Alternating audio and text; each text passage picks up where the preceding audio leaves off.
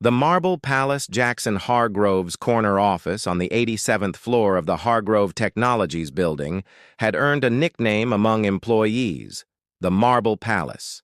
Not because of its decor, though the minimalist design featured plenty of sleek stone surfaces, but because of the man himself, cold, impenetrable, beautiful, but untouchable. At 38, Jackson had built Hartech from a coding project in his garage to a $20 billion empire specializing in predictive algorithms. The Wall Street Journal called him brutally brilliant. Forbes labeled him pathologically focused. His ex-fiancée, during their very public breakup 4 years ago, had simply called him incapable of human connection. That morning, as September sunlight streamed through floor-to-ceiling windows, Jackson stared at his executive assistant's resignation letter with narrowed eyes. 2 weeks' notice isn't industry standard, Patricia. I've provided generous compensation. Patricia Winters had endured 3 years, a record, but motherhood had finally claimed her. I'm sorry, Mr. Hargrove. My priorities have shifted. Jackson merely nodded, already calculating replacements. HR will conduct preliminary interviews. I'll see the final 3 candidates tomorrow. The next afternoon, Jackson sat through 2 impeccably qualified, painfully eager Ivy League graduates who had researched his preferences down to his coffee specifications. The 3rd interview was running late. Ms. Moreno is here, his temporary assistant announced through the intercom. When Olivia Moreno entered, Jackson immediately cataloged the inconsistencies. No designer suit but a simple charcoal dress. No strategic name-dropping. No portfolio from a prestigious university. But a solid record at a state school and 5 years at smaller tech firms. You're 7 minutes late, he said by way of greeting. Yes, I helped an intern who dropped an entire tray of coffee in the lobby. I figured preventing 3rd-degree burns took precedence. Her voice was calm, unapologetic. I can come back another time if you prefer. Jackson blinked, momentarily derailed. Sit down, Ms. Moreno. The interview proceeded mechanically until he asked, why leave your current position for this one? Because you build things that matter, she replied without hesitation. Your predictive healthcare algorithms saved my friend's life last year by flagging early-stage pancreatic cancer. But your company culture is notoriously... She paused, selecting her words carefully. Efficiency-focused. I believe sustainable innovation requires human elements, too. You're suggesting my management style is flawed? His voice dropped dangerously. Olivia met his gaze. I'm suggesting that even the most brilliant systems benefit from balance, Mr. Hargrove. Jackson leaned back, studying her. At 30, Olivia Moreno lacked the desperate hunger of most applicants. Instead, she possessed something rarer, a centered confidence and startling honesty. The position requires 24/7 availability, international travel, and absolute discretion. I understand. I also require reasonable boundaries and mutual respect. Most would have been escorted out for such demands. Instead, Jackson found himself saying, start tomorrow.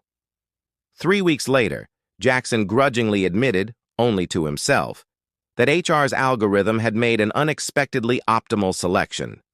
Olivia's organizational skills were impeccable. She anticipated needs before they arose. She handled his abrupt manner without flinching. Most disconcertingly, she somehow navigated the glacial environment of the Marble Palace with inexplicable warmth. She remembered birthdays. She learned names. She thanked maintenance staff. You don't need to socialize with every employee, Jackson commented one evening as they worked late. Olivia looked up from her tablet. It's not socializing. It's creating operational efficiency through basic human connection. Is that how you categorize it? He asked dryly. Her smile was slight but genuine. Think of it as system maintenance, if that helps. Even the most powerful servers need regular human attention to function optimally. For reasons Jackson couldn't articulate, her answer lingered with him that night as he stood alone in his penthouse. Manhattan glittering below like the circuitry that had always made more sense to him than people. For the first time in years, the silence felt less like peace and more like emptiness. Defrosting. The quarterly board meeting was 4 hours away when disaster struck. Jackson's phone rang at 3:47 a.m., a critical. Security breach had exposed vulnerabilities. In Hartech's newest healthcare platform, the same one that would be showcased to investors that morning. Jackson arrived at the office in record time, finding his development team already assembled in the crisis room. Faces pale with exhaustion and fear, they looked up as he entered. No one wanted to deliver bad news to Jackson Hargrove. Full assessment. Now. His voice cut through the tension. The breach affected the Northeast server cluster, the head developer explained. We're looking at potential exposure of non-identifying pattern recognition data. Not patient information, but enough to reveal our core algorithm architecture, Jackson finished, jaw tight. Unacceptable. As he began firing rapid questions, the door opened, and Olivia walked in carrying a tray of coffee and several tablets. Without interrupting, she distributed both, then took a seat in the corner, fingers flying across her own device. 3 hours of intense work followed. Jackson paced, coded, demanded, rejected solutions. The board presentation couldn't be postponed, not with 3 major hospital networks ready to sign contracts worth billions. We need more time, the cybersecurity head finally admitted. Unacceptable, Jackson repeated, the word becoming his mantra. Mr. Hargrove, Olivia's voice rose from the corner. I have an alternative presentation ready. All heads turned. She hadn't spoken until now, but she'd been working steadily. It focuses on the breakthrough patient outcomes from the Phoenix pilot program instead of the technical architecture. I've restructured the data to emphasize real-world application rather than system integration. This buys your team 8 more hours to patch the vulnerability while still securing board approval. Silence fell as Jackson reviewed the presentation on the screen. She turned toward him. It was brilliant, a complete pivot that maintained investor confidence while revealing nothing about the compromised systems. Implement it, he ordered, turning to his team. And fix this breach by end of day. The board meeting succeeded beyond expectations. As they left the conference room, Jackson found himself walking beside Olivia. How did you know about the Phoenix program results? Those weren't in the original presentation. I've been reading all your research journals since I started. The Phoenix data was in last month's internal publication. She glanced at him. I thought it might be useful someday. Something unfamiliar stirred in Jackson's chest. It was useful. Over the following weeks, Jackson found himself increasingly aware of Olivia's presence. She anticipated not just his professional needs, but seemed to read subtle shifts in his mood that others missed entirely. When he was frustrated, documents appeared in more logical order. When he worked through lunch, protein-heavy meals materialized that didn't require him to stop typing. One evening, after a particularly grueling negotiation with European investors, Jackson emerged from his office to find Olivia still at her desk, the clock showing nearly midnight. You should have left hours ago, he said, surprised. I wanted to finalize the contract revision so you could review them first thing. She looked up, a strand of dark hair escaping her typically neat bun. Besides, my apartment is too quiet sometimes. The casual admission of loneliness, something he understood intimately but never acknowledged, caught him off guard. Do you have family in New York? He heard himself asking, the personal question foreign on his tongue. Just my grandmother in Queens. She raised me after my parents died in a car accident when I was 12. Olivia gathered her things, seemingly unfazed by sharing personal details. She's my only family. Jackson nodded, unsure how to respond to such emotional information. Take a car service tonight. It's late? Thank you, Mr. Hargrove. She smiled, and something in her expression made the vast office seem suddenly smaller, warmer. As autumn deepened into winter, subtle changes transformed the Marble Palace. Meetings became marginally less tense. Jackson found himself occasionally continuing conversations beyond strictly necessary business topics. Once during a product development session, he even built upon another team member's suggestion rather than dismantling it, earning a quick, approving glance from Olivia. The most alarming development came during the company holiday party. Jackson typically made a brief, obligatory appearance before retreating. This year, he found himself lingering, watching from the periphery as Olivia danced with the accounting team, her laughter carrying across the room. She's changed things around here, remarked David Winters, Jackson's oldest friend and Hartech's legal counsel. Including you, it seems. I don't know what you mean, Jackson replied, eyes still tracking Olivia's movements. 2 months ago, you would have scheduled an international call during this party just to avoid it. David chuckled. Now you're watching your assistant like she's decoded something even you can't understand. Jackson tore his gaze away. Don't be ridiculous. But later that night, alone in his penthouse, Jackson stood at the window, realizing an uncomfortable truth. For the first time since his heart had been shattered years ago, the protective layers of ice he'd carefully maintained were beginning to crack, and he wasn't entirely sure he wanted to stop the thaw. Hidden wounds, January brought record-breaking snowstorms to New York and an unexpected absence from the usually punctual Olivia. Her text message was brief, family emergency. We'll update as soon as possible. Jackson found himself increasingly distracted as the day progressed. By afternoon, he'd snapped at 2 department heads and revised the same contract paragraph 7 times. Just call her, David suggested when Jackson mentioned the incomplete scheduling for their Tokyo trip. It's inappropriate. She'll return when her emergency is resolved. But by evening, he found himself requesting information from HR about Olivia's emergency contact, Queens Hospital Center. The discovery led to an impulsive decision that surprised even himself. 2 hours later, Jackson stood in a sterile hospital corridor, feeling utterly out of place in his bespoke suit among the harried medical staff and worried families. He found Olivia in a small waiting room, her normally immaculate appearance disheveled, eyes red-rimmed from crying. She looked up, shock registering on her face. "Mr. Hargrove, what are you doing here?" "You didn't update me on the Tokyo schedule," he said stiffly, immediately regretting the cold response. "What happened?" "My grandmother had a stroke this morning." Her voice wavered. "She's in surgery now. The doctors say even with intervention, she'll need extensive rehabilitation." Jackson nodded, processing the information with his typical analytical approach. "Which surgeon?" "Dr. Patel. He's who was available. Richards should be performing that surgery. He's the best neurological specialist in the city." Jackson pulled out his phone. "I'll make some calls." "Mr. Hargrove," Olivia interrupted, placing her hand over his phone. Her touch, the first time she'd ever initiated physical contact, halted him instantly. "That's very kind, but Dr. Patel is excellent. What I'm worried about is after. Rehabilitation facilities cost thousands per week, and insurance only covers 30 days. Grand savings won't last through the recovery she needs." Jackson felt an unfamiliar surge of protectiveness. "Take whatever time you need. Your position is secure." "Thank you, but I can't afford to miss work." Her pragmatism matched his own. "I'll arrange home care somehow." Later that night, after ensuring Olivia had proper food and transportation home, Jackson made several calls from his car. By morning, he'd established a new employee emergency medical fund with a substantial personal contribution, backdated to appear as a long-standing company benefit. When Olivia returned to work 3 days later, HR informed her that her grandmother qualified for comprehensive rehabilitation coverage through this existing program.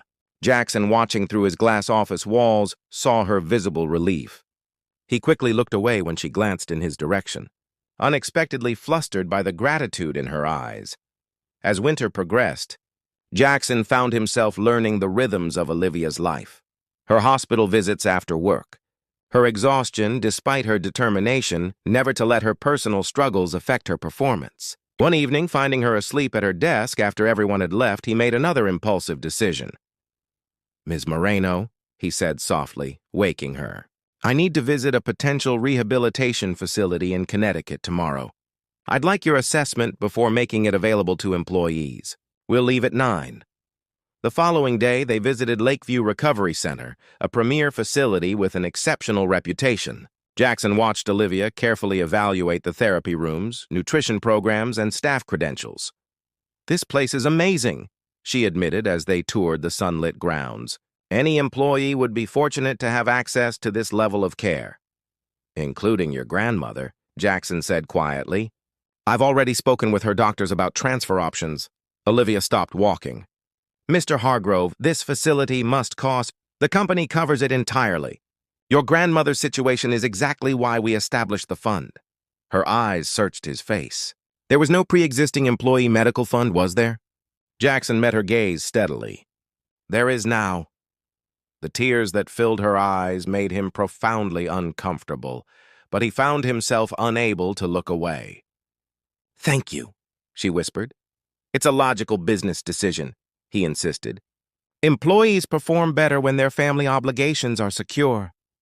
Her smile told him she saw through his rationalization. Of course, very logical. 2 weeks later, with her grandmother settled at Lakeview, Olivia seemed transformed. The weight of worry lifted from her shoulders. She began bringing occasional home-cooked meals to the office, somehow knowing Jackson's preference for his mother's long-forgotten Spanish recipes without him ever mentioning it. My grandmother taught me to cook, she explained when he commented on the familiar flavors of her paella. Food was how she showed love. My mother was the same way, Jackson found himself confessing. Before she died, the shared understanding passed between them, requiring no further explanation. That night, for the first time in years, Jackson dreamed of his childhood home and woke with an ache in his chest that wasn't entirely unpleasant. Risk calculations, spring arrived with cherry blossoms in Central Park, and a merger opportunity that consumed Jackson's attention for weeks. Working closely with Olivia through endless strategy sessions, midnight takeout dinners, and pre-dawn conference calls with Asian investors had created a partnership that transcended typical professional boundaries. They developed a shorthand communication, entire concepts conveyed with glances, invaluable feedback exchanged through subtle gestures. The executive team noticed the shift, particularly how Jackson increasingly deferred to Olivia's judgment on matters beyond her official role. She humanizes your decisions, David observed after Olivia had diplomatically redirected Jackson's approach during acquisition negotiations.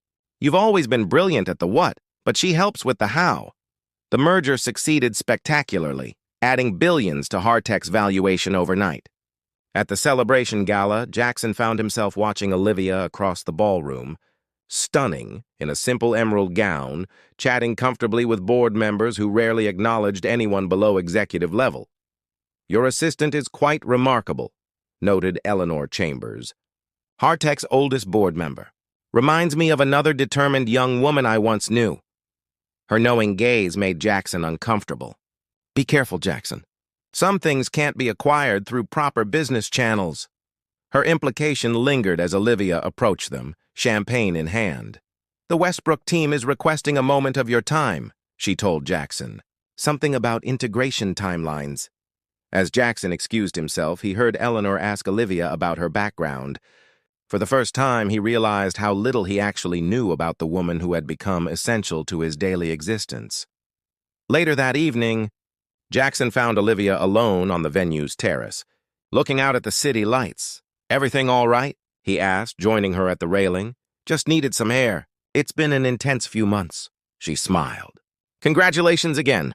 This merger will transform healthcare accessibility in developing regions. That aspect was your contribution to the strategy. She shook her head. I just suggested incorporating the rural telehealth component. The vision was always yours. A comfortable silence fell between them before Jackson surprised himself by asking, Why did you really come to work for me, Olivia? Your skills could have taken you anywhere. She considered the question carefully. After my friend's cancer diagnosis, the one your algorithms helped detect, I became interested in your work. But when I researched you, I noticed something fascinating. She turned to face him fully. Your early innovations all focused on connecting people, communication platforms, shared virtual workspaces. It was only after your broken engagement that everything shifted toward predictive analytics and automation, systems that removed human unpredictability from equations. Jackson stiffened. You researched my personal history. I research everything thoroughly. Her gaze was unapologetic. I wanted to understand the person behind the technology I admired. And what conclusion did you reach? His voice had cooled considerably. That you're brilliant at solving complex problems except perhaps the most fundamental one, which is? That meaningful connection requires risk, the very variable you've eliminated from your life. The accuracy of her assessment cut through his carefully constructed defenses. No one had dared speak to him so directly in years. You presume to know me based on business decisions? I know you based on watching you every day for 8 months. Her voice softened. I've seen how you still check on my grandmother's progress reports weekly. How you anonymously funded the pediatric cancer wing after meeting that little girl at the hospital fundraiser. You've built walls so high that even you can't remember what's behind them anymore. Jackson turned away, uncomfortable with her perception. It's late. You should enjoy the celebration you helped create. Of course, Mr. Hargrove. She stepped back, professionalism returning like a shield between them. Good night. The following weeks brought an unexpected tension. Their efficient partnership continued outwardly unchanged, but Jackson felt the subtle withdrawal of the warmth he hadn't realized had become essential. Olivia remained perfect in her professional capacity. Yet something vital had disappeared, like code running correctly but without its optimizing elements. Late one evening, as they prepared for a presentation in Tokyo, the carefully maintained distance fractured when Jackson noticed her wincing while typing. You're in pain. Why? He demanded. It's nothing. Just a tension headache. You've had several recently. Her surprise that he'd noticed was evident. Stress, probably. I've been helping my grandmother transition back home while managing the Tokyo preparation. Jackson closed his laptop decisively. Enough for tonight. I'm driving you home. That's not necessary. It wasn't a suggestion. The car ride to Queens passed mostly in silence. The intimacy of the enclosed space highlighting the careful distance between them. When they arrived at her modest apartment building, Jackson insisted on walking her to her door, an uncharacteristic protective instinct overriding propriety. At her threshold, Olivia turned to thank him, but Jackson found himself speaking first. You were right, about the walls. The admission cost him considerably. After Rebecca left, claiming I was emotionally unavailable despite everything I provided, I decided relationships were inefficient risks with predictably diminishing returns. Olivia's expression softened. Jackson, but recently I've found myself calculating a different kind of risk.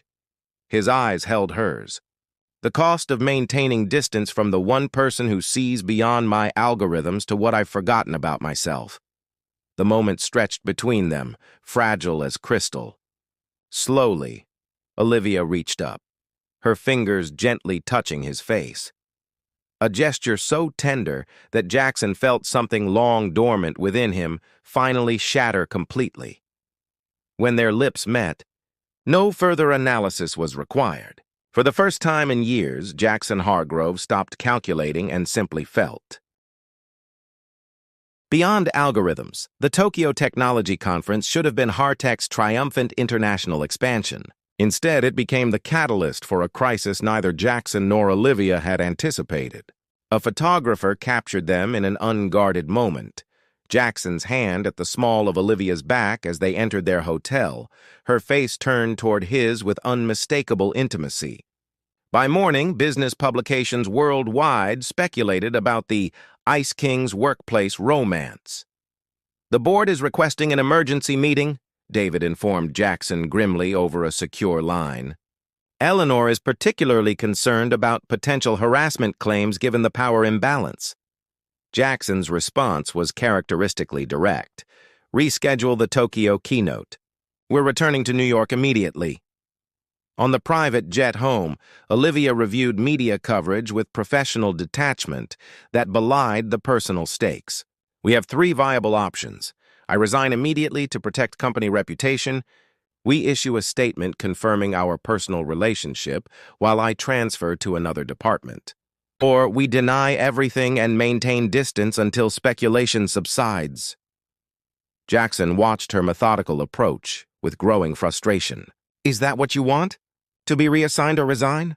What I want is irrelevant to the practical solution, she replied, echoing his own frequent response to emotional considerations. It's relevant to me. He moved to sit beside her. These past weeks have been complicated, she finished when he hesitated. No, his voice strengthened. Actually, they've been the simplest of my life.